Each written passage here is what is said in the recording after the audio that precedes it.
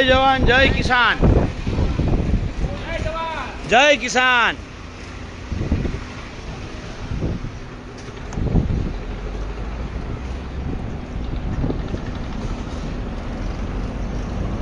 સૌ પહેલા તો સરકારને સૂચના આપવા માટે ખેડૂતો આવી રહ્યા છે અને એની શરૂઆત આજે મોરબીથી જે દૂરના જિલ્લાઓ છે ત્યાંથી થઈ રહી છે। આજે જામનગર, દ્વારકા, કચ્છના ખેડૂતો રાત્રે મોરબી આવી અને રોકાઈ ગયા હતા અને સૌથી વધારે દ્વારકા, જામનગર, મોરબી, કચ્છમાંથી તો સિમ્બોલિક ટ્રેક્ટરોને બોલાવ્યા હતા, પણ અત્યારે મોરબીથી એક રેલી નહીં, રેલાની શરૂઆત થઈ છે। પરેશભાઈ જરાક સ્પીડથી આંકો એટલે આપણે આ રેલો ગાંધીનગર જાહે। અમે સરકારને કહ્યું હતું કે સરકાર શાનમાં સમજી જાઓ। જ્યારે ટંકારાથી અમે ટ્રેક્ટરો લઈ અને મોરબી આજથી 2 મહિના પહેલાં જ્યારે રેલી કરી ત્યારે સરકારને કહ્યું હતું કે સરકાર શાનમાં સમજી જાઓ, નહીંતર આવનારા દિવસોમાં આ જ ટ્રેક્ટરોનો રેલો ગાંધીનગર પહોંચશે।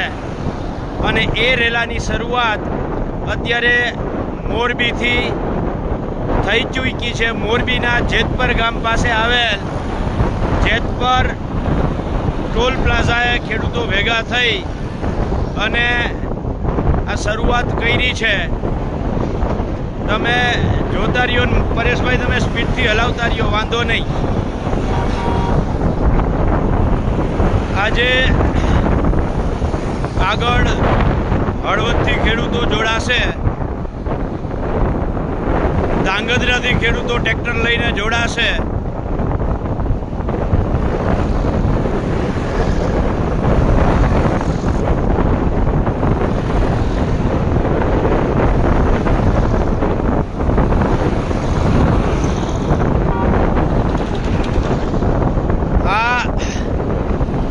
રેલીની શરૂઆત છે।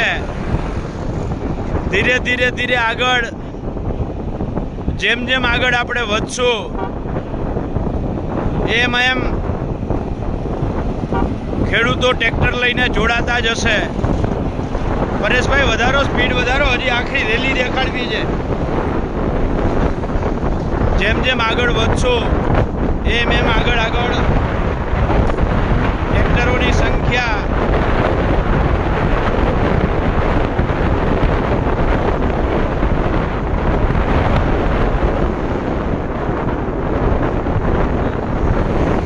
વધતી જશે। આગળ હજી કોંઢ, સાપકડા, હળવદ, ધાંગધ્રા, માલવણ, મૂડી, વઢવાણ, એ બધા જ ખેડૂતો આગળ ધીરે ધીરે આ ટ્રેક્ટર રેલીમાં જોડાતા જશે। ભલી કે એક શાયરે કહ્યું છે कि मैं चला था अकेला, मैं चलता गया और कारवा बनता गया। આ એવી રીતે આથી મોરબીથી શરૂઆત થઈ છે।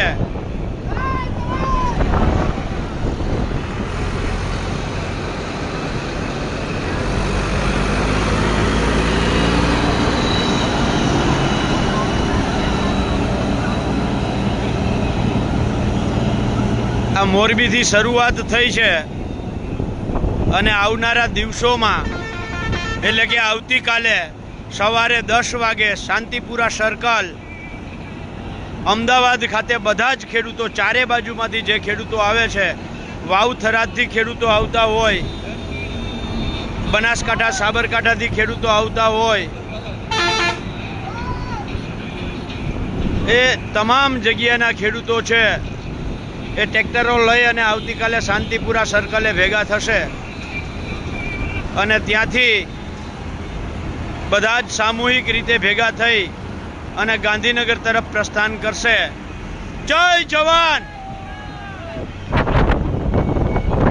એટલે ગુજરાતના ખેડૂતોને આહવાન કરું છું, હાકલ કરું છું કે તમે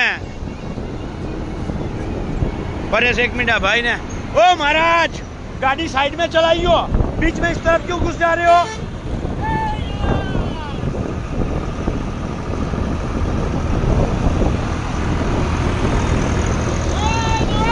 जय किसान।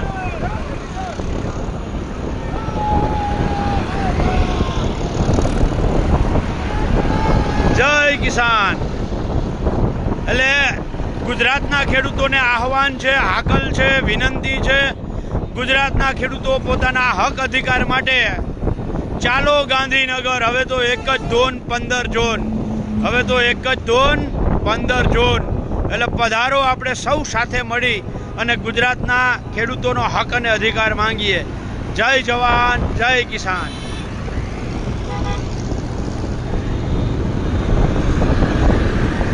અરે સાઈડમાં લઈ લે, હાલવા દે, હવે આગળ લઈ લે, આગળ।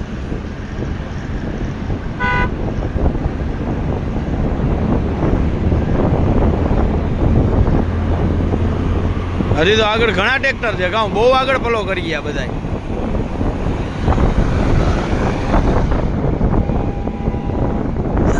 મિત્રો તમે જોવ છો, મોરબીથી જે શરૂઆત થઈ છે, ગુજરાતના ખેડૂતો કોઈ ઘરે ના બેસે। ગુજરાતના દરેક ખેડૂતને વિનંતી છે કે તમે તમારો એક દિવસનો સમય ગુજરાતના ખેડૂતોને આપો।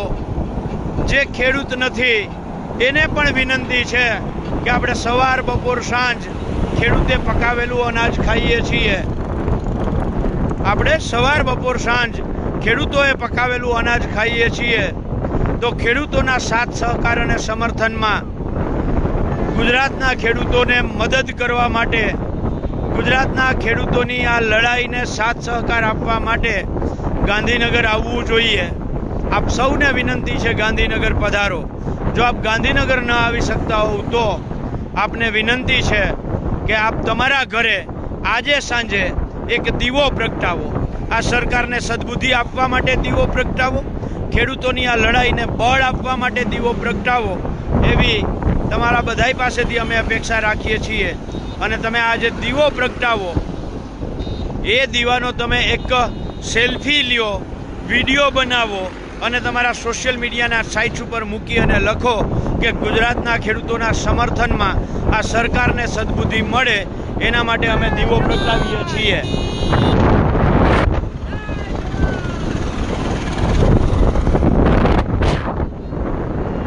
એટલે આપ સૌને વિનંતી છે કે ગુજરાતના ખેડૂતોને સાથ સહકાર સમર્થન આપો અને એના સમર્થનમાં આજે એક દીવો પ્રગટાવો।